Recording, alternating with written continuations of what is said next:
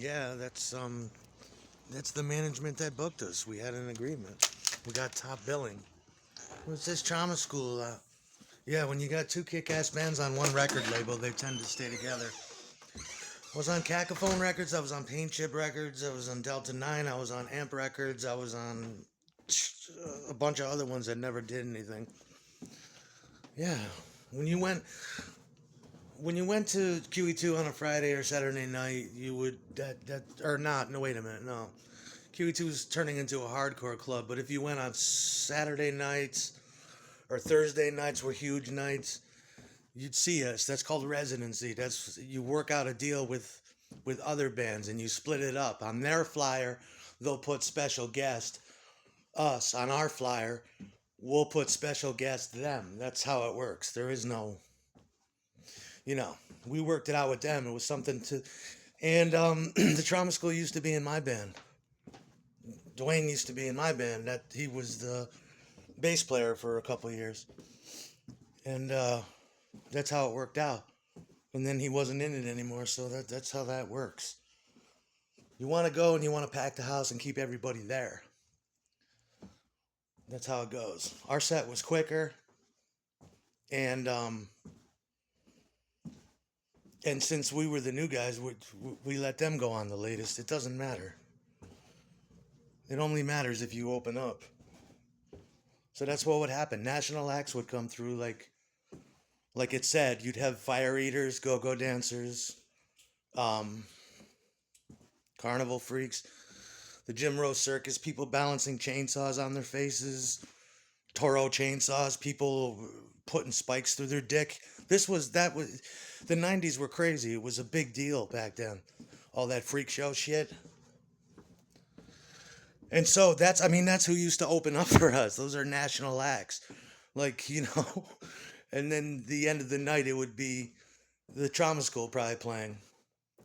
But you'd go at 8 o'clock in the morning, or at night rather, excuse me.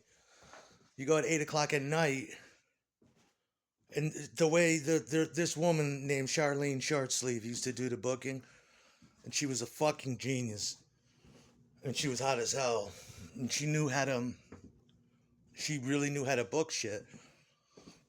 All the nationals would come through. If Marky Ramone came through, we'd play with them. If the Queers came through, we would play with them when they were popular. And we were supposed to play with them again, but Hugh O'Neill died. And this is on the time they were on Lookout or something. It was a big fucking deal. So in order to keep people in the club at 8 o'clock at night, you'd have a fire eater come out. You'd have a semi-cabaret vaudeville striptease kind of thing going on. You'd have the Jim Rose fucking circus. And then the bands would go on, and by that point everybody's drunk. There's a spiral staircase that goes to the top. You can party up there. If you want to, that's where all the people do the coke. If you want to smoke pot, you go into the basement, and the basement at QE2 was fucked up. It was all upside down like Willy Wonka. There was chairs glued upside down to the roof. There was a train set that actually worked, and it was glued upside down on the roof. There'd be mannequins that were glued upside down. That's how it books. Why does it say that all the time? Because we shared the same record label, and the management team was in with Shar, and Shar liked us. One of my mentors was Dominic from Dirty Face in the 80s. This piece of shit next door. Fuck you. Miss Chan, shut up. That was Dominic in the 80s, and it was kind of a big deal. They used to... Albany was huge in the 80s and 90s. They had Mojo Nixon and people like that coming through. So that's what you did. You went to Albany, and you didn't have to go on tour anymore because you have distribution, and all the national acts come through to you. It was an old white tower. Not a white castle, but a white tower. And it had super high ceilings and a huge area in the back. And the best fucking PA you could ever imagine. I'm gonna shit on that roach next door. That's the problem with you nosy motherfuckers. You get Jesse from down the street, that guy Paul, the nosy dude next door. Who owns the house? We know you. Who owns what's it is? It's like it's not your business. Oh, shut that fucking roach up over there. No, we played. We were a band for as long as the Beatles were. I don't do music anymore, obviously, because fucking because obviously I'm a bit tied up right now. Yeah, we put out records. No band should last longer than fucking 7 fucking years. He did that for a year or two. Did it all my life. That's just one band. Starting to notice the trend though, if you look at the titles and shit like that. No, I've been playing my whole fucking life and it's time to get back to it. The point of that though is to show you where this whole thing began and where it should end. It goes back to old tiny cell phones that only have 4 gigabytes. You've been here too long.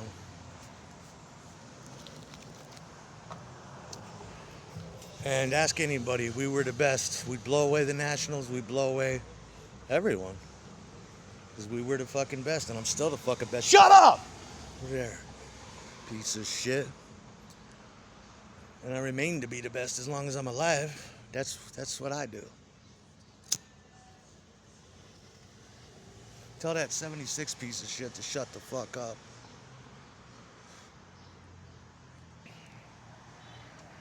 Seriously, I come out here for 5 minutes, I haven't said a word all day. And this motherfucker's following. I have to go in the house and I'm walking in the back. The fucking voice is following me. Fuck you and shut up.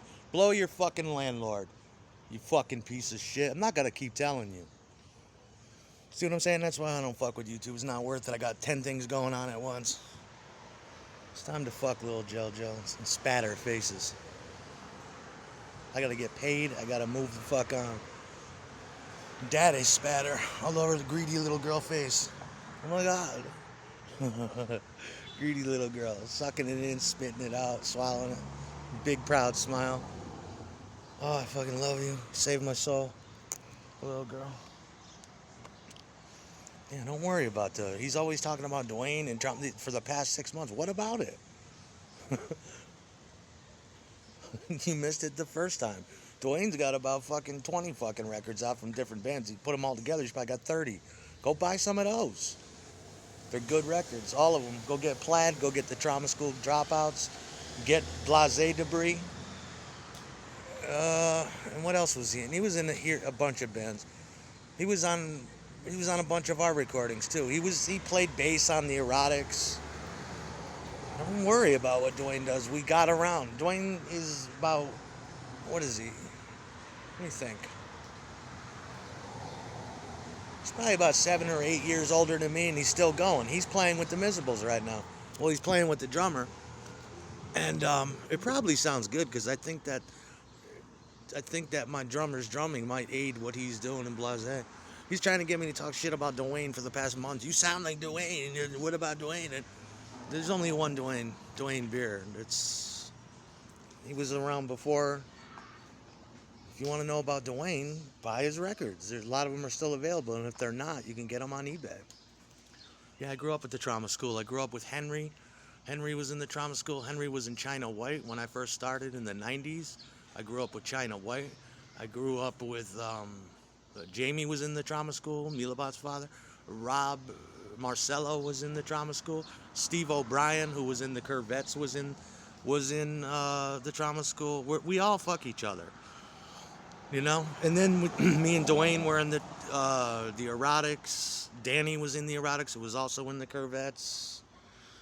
Yeah, and if you notice, I'm in the center of the orbit, just like Dwayne was. I'm in the center. I was like the new guy. You want to know about Dwayne? Ask him. He's got a really good job at the state now, I heard.